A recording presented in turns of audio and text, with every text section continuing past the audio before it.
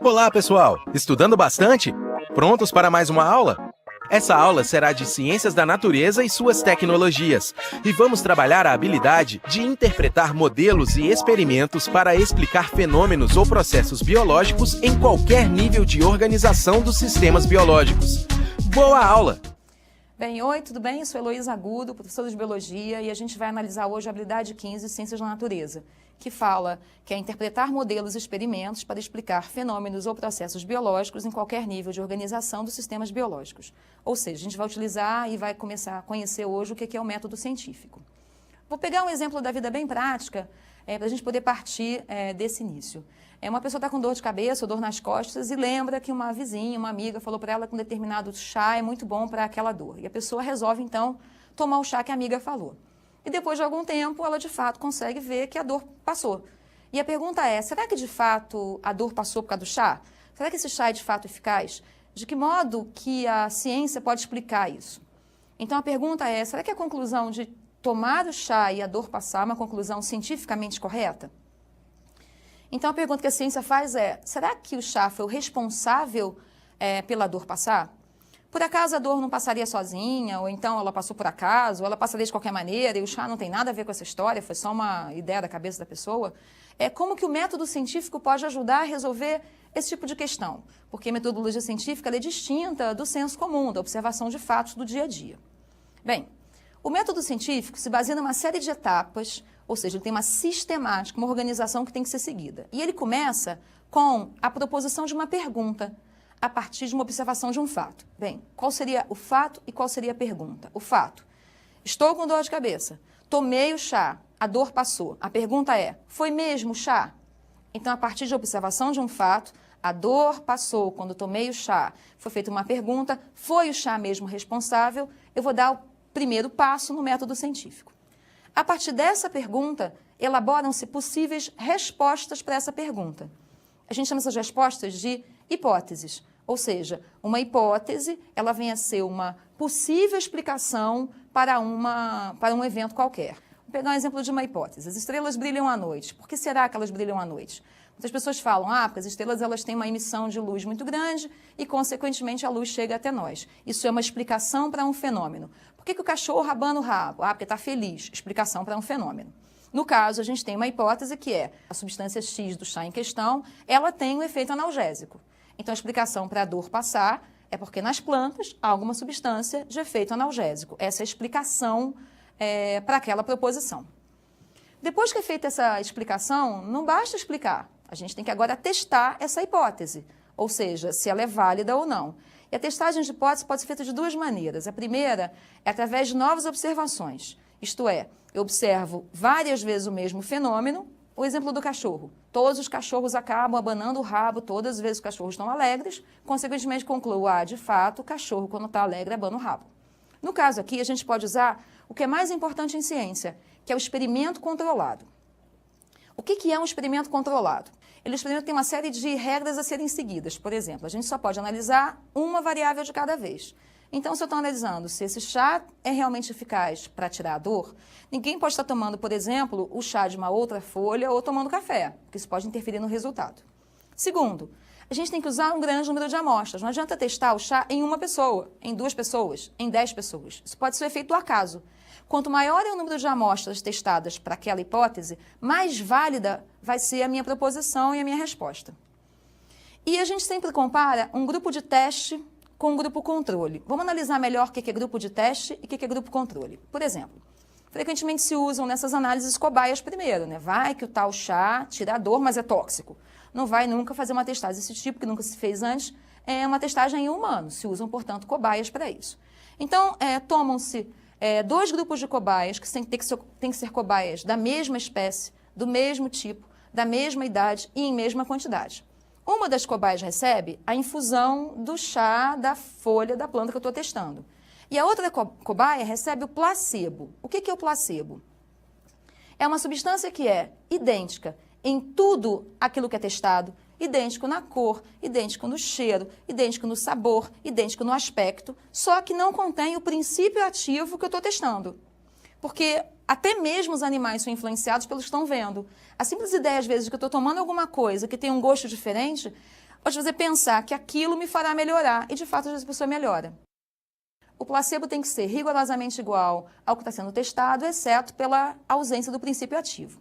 Bem, feito isso, aí sim, se por acaso os ratos tratados com o chá de fato tiveram redução da dor, eu posso afirmar, se um grande número de amostras, portanto, apresenta isso, que de fato aquele chá apresenta um efeito analgésico. Se por acaso a quantidade de animais que não sentem mais dor foi igual com os animais do grupo controle e do grupo de teste, é sinal, portanto, que o chá não tem efeito nenhum. É assim que é feito no experimento controlado. Bem, o que a gente fez, portanto, foi validar ou não a nossa hipótese. No caso, se por acaso os animais melhoraram, a hipótese foi validada. Então, aquela minha hipótese, agora ela é uma validação científica, ela tem um respaldo científico. A outra possibilidade é que essa hipótese pode não ser validada. Eu acho que o chá faz bem, eu acho que o chá nos vai fazer melhorar, porém o chá não melhora em nada. O que a gente pode fazer, então, quando a hipótese é invalidada, quando a hipótese não foi ratificada? A gente pode propor uma nova explicação. Então não foi o chá, foi a água quente que fez a dor passar. E propor, a partir daí, novas hipóteses e fazer novas testagens até a validação da hipótese. Na verdade, a ciência, por incrível que pareça, ela caminha muito mais naquilo que não foi respondido do que naquilo que foi respondido. Quando o cientista se depara com uma situação em que ele não encontra a resposta àquilo que ele havia proposto, ele propõe uma nova hipótese e a ciência vai caminhando passo a passo, baseada em erros e acertos, mas nunca erros e acertos ao acaso, e sim através do método científico. Bem, como que um aspecto desse pode ser abordado numa questão do Enem? A gente tem um exemplo aqui. Questão de Enem 2010. Em um experimento, preparou-se um conjunto de plantas por técnica de clonagem. Vamos parar um pouquinho aqui e entender o que é uma técnica de clonagem. Um clone é um ser vivo que é geneticamente igual ao outro ser vivo. Clonagem de planta é muito simples. Quando a sua avó, por exemplo, pega uma mudinha de violeta que ela ganhou da amiga, pega aquela folhinha de violeta, planta num vasinho, aquela violeta dela é do mesmo tipo que a violeta da amiga, aquela violeta que ela está plantando é um clone da violeta original. Plantar por muda é formar clones. Gêmeos, por exemplo, monozigóticos, são clones. O ponto importante é que os clones são geneticamente idênticos, ou seja, a carga genética, o gene, o DNA, é igual. Então, qualquer diferença eventual que há neles é uma diferença oriunda da ação do meio e não da ação genética. Nos gêmeos, por exemplo, o tipo sanguíneo vai ser igual sempre em um gêmeo monozigótico e no outro gêmeo monozigótico, já que tipo sanguíneo é genético.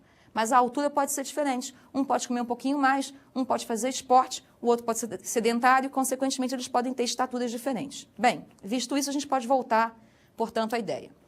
Então, preparou-se um conjunto de plantas por técnica de clonagem a partir de uma planta original que apresentava folhas verdes. Esse conjunto foi dividido em 2 grupos, que foram tratados de maneira idêntica, com exceção das condições de iluminação, sendo um grupo exposto a ciclos de iluminação solar natural e o outro mantido no escuro.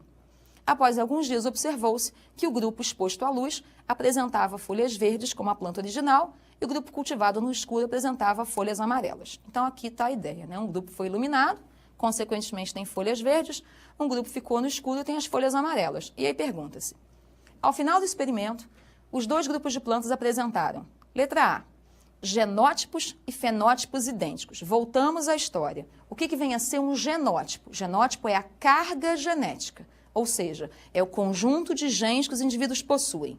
A gente viu agorinha que se eu tenho clones, eles vão ter a carga genética igual. Então, tanto o grupo de plantas verdes quanto o grupo de plantas amarelas tem genótipos iguais, já que elas vieram de clonagem.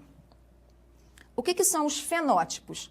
Fenótipos são as características exibidas, aquilo que o indivíduo mostra para o ambiente, aquilo que ele mostra para os demais seres vivos. No caso, a cor é um fenótipo. O fenótipo é resultado da presença de um certo gene, da expressão desse gene e, no final, da ação do meio. Vou dar um bom exemplo.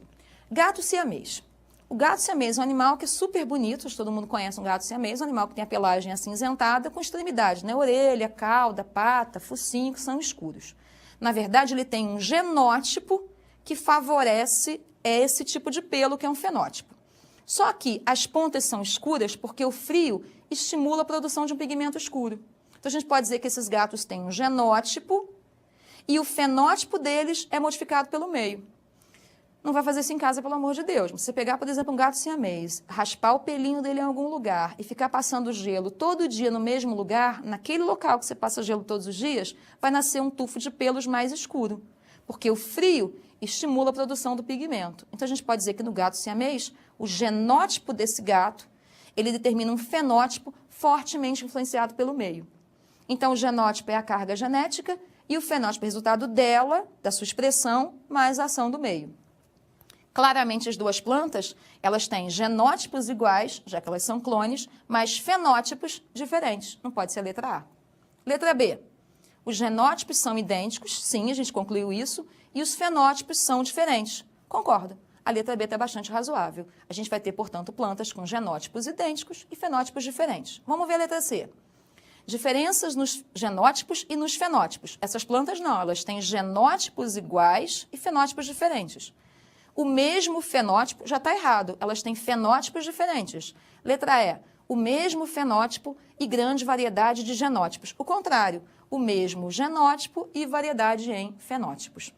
Bem, a gente fica, portanto, hoje por aqui. Espero que vocês tenham aproveitado bastante a aula de método científico. É um tema que é bastante comum de aparecer em provas do Enem.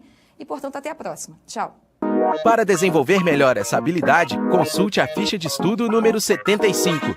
Bom estudo e até a próxima aula!